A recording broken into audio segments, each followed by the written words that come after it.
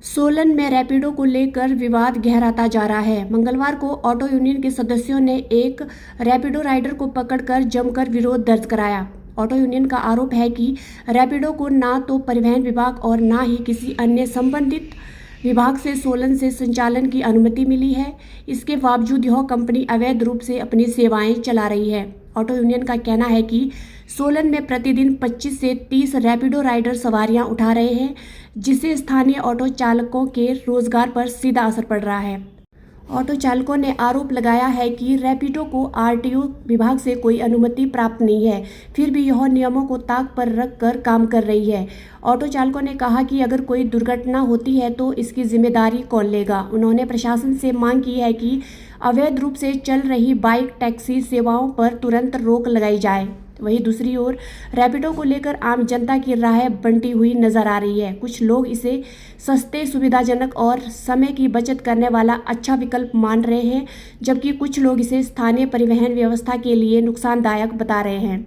गौरतलब है कि रैपिडो न केवल सोलन बल्कि प्रदेश के अन्य जिलों और देश के कई हिस्सों में भी संचालित हो रही है। अब देखना यह होगा कि परिवहन विभाग और जिला प्रशासन इस मामले में क्या रुख अपनाते हैं। क्या रैपिडो को सोलन में संचालन की अनुमति मिलती है या फिर इस पर कार्रवाई की जाती है। आज रैपिडो वाले पकड़े हैं जो विदाउट कोई किसी भी टैक्स के चल रहे थे, जो कि इनकी कोई परमिशन नहीं थी आरटीओ से, ना किसी भी विभाग से।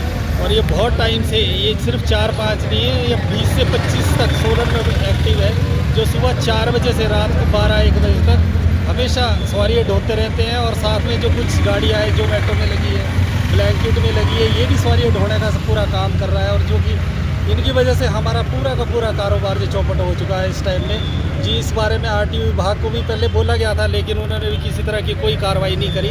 आज जाके हमने खुद सारे ऑटो वालों ने मिलकर इनको पकड़ा है, फिर अभी इनके चालान हुए हैं। क्या डिमांड करते हैं? हम यही करते हैं कि डिमांड यही करते हैं कि ये बंद होने चाहिए, क्योंकि इस तरह की कोई भी सर्विस यहाँ पे नहीं है जोमेटो की। ये जोमेटो की तो है, लेकिन रैपिडो एथोराइज नहीं है जो भी रैपिडो है।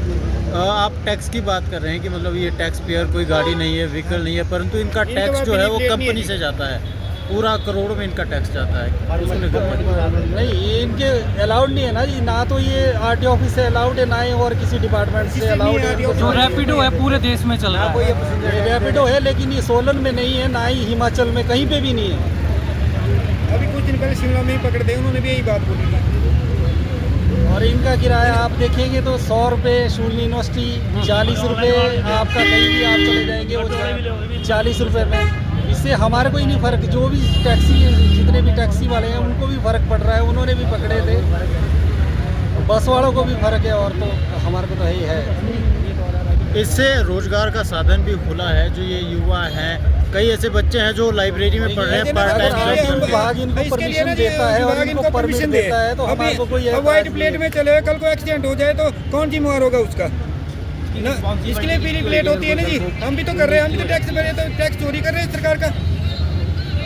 ठीक है सर, थैंक यू।